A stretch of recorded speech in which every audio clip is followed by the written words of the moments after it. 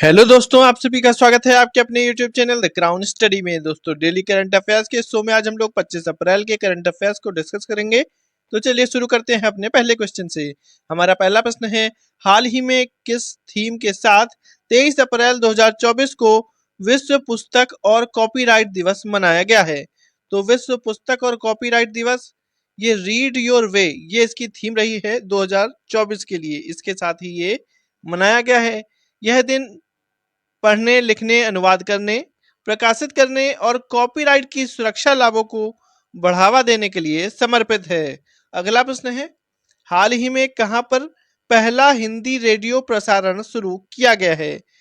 तो पहला हिंदी रेडियो प्रसारण ये कुवैत के अंदर शुरू किया गया है। कुवैत में ये शुरू हुआ है। भारतीय दूतावास ने प्रत्येक रविवार को कुवैत रेडियो पर FM 93.3 मेगाहर्ट्ज और AM 96.3 मेगाहर्ट्ज पर एक हिंदी कार्यक्रम शुरू करने के लिए कुवैती संचार मंत्रालय की सराहना की। लंबे समय से भारत कुवैत का एक व्यापारिक भागीदार रहा है। 2021-2022 में दोनों देशों में राजनयिक संबंधों की 60वीं वर्षगांठ मनाई गई थी। कुवैत में भारतीय राजदूत वर्तमान में है आदर्श स्वाइका। आदर्श स्वाइका नाम है इनका। अगला प्रश्न है, आईपीएल इतिहास में 200 विकेट लेने वाले पहले गेंदबाज कौन बने हैं? तो आईपीएल इतिहास में 200 विकेट लेने वाले पहले गेंदबाज बन गए हैं यजुवेंद्र चहल। इन्होंने अभी हाल ही में मुंबई इंडियंस के खिलाफ अपना 200वां विकेट लिया था। वहीं बात करें अगर दूसरे नंबर पे ड्वेन ब्रेवो रहे हैं, इन्होंने 183 विकेट लिए थे। तीसरे नंबर पे पीयूष चावला हैं, इन्होंने अभी तक 182 विकेट लिए हैं। Leg spinner Yuzvendra Chahal IPL में सर्वाधिक विकेट लेने वाले गेंदबाज बन गए हैं। अगला प्रश्न है, हाल ही में चीनी ग्रैंड प्रिक्स 2024 किसने जीता है? तो Chinese Grand Prix 2024 formula F1 race जिसे कहते हैं, ये जीत लिया है मैक्स वर्स्टप्पन ने। मैक्स वर्स्टप्पन ने जीता है। कहाँ के हैं? तो नीदरलैंड के हैं। वहीं कार्लोस सेंज ने अभी तक, यानी जो 2024 में जितनी प्रतियोगिताएं हुई हैं F1 रेस की, इसमें सिर्फ ऑस्ट्रेलियन ग्रैंड प्रिक्स को जीता है। बाकी चाहे वो सऊदी अरब ग्रैंड प्रिक्स हो, लास वेगास ग्रैंड प्रिक्स हो, जापानी ग्रैंड प्रिक्स हो, चाइनीज ग्रैंड प्रिक्स हो, ये सभी जीती हैं मैक्स वर्स्टप्पन ने। किसने जीती है? मैक्स वर्स्टप्पन ने। ये है दोस्तों मैक्स वर्स्टप्पन। अगला प्रश्न है, हाल ही में जारी सिपरी की रिपोर्ट के अनुसार 2023 में वैश्विक सैन्य खर्च में कितने प्रतिशत की बढ़ोतरी हुई है? तो सिपरी की रिपोर्ट के अनुसार वैश्विक सैन्य खर्च में 6.8% की वृद्धि हुई है। 2023 में वैश्विक सैन्य खर्च 2443 अरब डॉलर का रहा है। 2443 अरब डॉलर का रहा है खर्च। अगर बात कर रहे हैं सर्वाधिक सैन्य खर्च करने वाले देश कौन से हैं, तो सर्वाधिक खर्च करने वाले देश में अमेरिका पहले स्थान पर, दूसरे स्थान पर चाइना है, तीसरे स्थान पर रूस और चौथे स्थान पर भारत है। सिपरी इसका फुल फॉर्म क्या है? तो Stockholm International Peace Research Institute, ये इसका फुल फॉर्म है। अगला प्रश्न है, प्रोफेसर नईमा खातून किस विश्वविद्यालय की पहली महिला कुलपति नियुक्त हुई हैं? तो पहली महिला कुलपति ये नियुक्त हुई हैं अलीगढ़ मुस्लिम विश्वविद्यालय की, AMU जिसे कहा जाता है।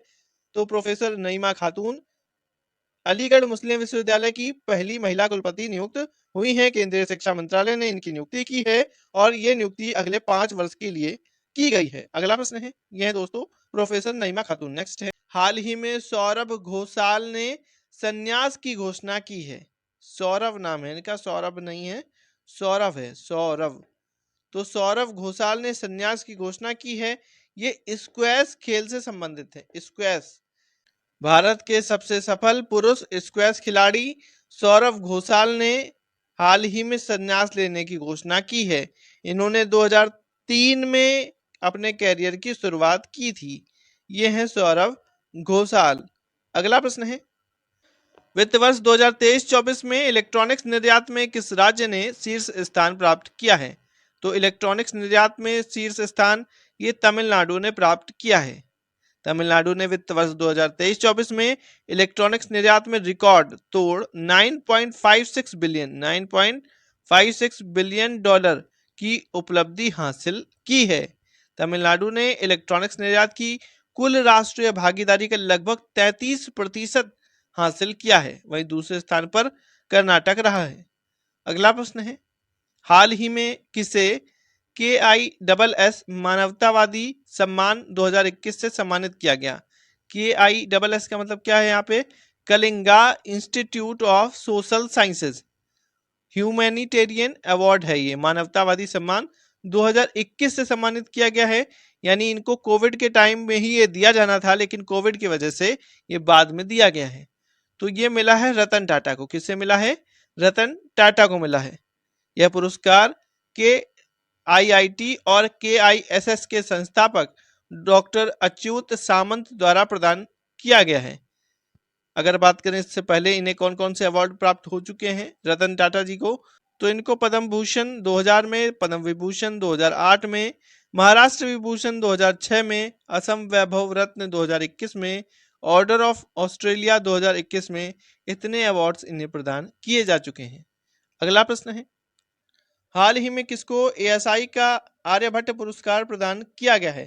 तो ASI का आर्यभट्ट पुरस्कार ये दिया गया है डॉक्टर पावुलुरी सुब्बा राव या यूं कहें डॉक्टर PS राव को। अनंत टेक्नोलॉजी के CEO और चेयरमैन डॉक्टर पावुलुरी सुब्बा राव को एस्ट्रोनॉमिकल सोसाइटी ऑफ इंडिया के आर्यभट्ट पुरस्कार से सम्मानित किया गया है। डॉक्टर PS राव ये पहले इसरो के वैज्ञानिक थे। 1992 में इन्होंने अनंत टेक्नोलॉजी लिमिटेड की स्थापना की थी। अनंत टेक्नोलॉजी लिमिटेड की स्थापना 1992 में इन्होंने की थी। दोस्तों, अगर वीडियो अच्छा लगा हो तो वीडियो को लाइक करें, शेयर करें, चैनल को सब्सक्राइब करके बेल आइकन दबा दें। Thank you.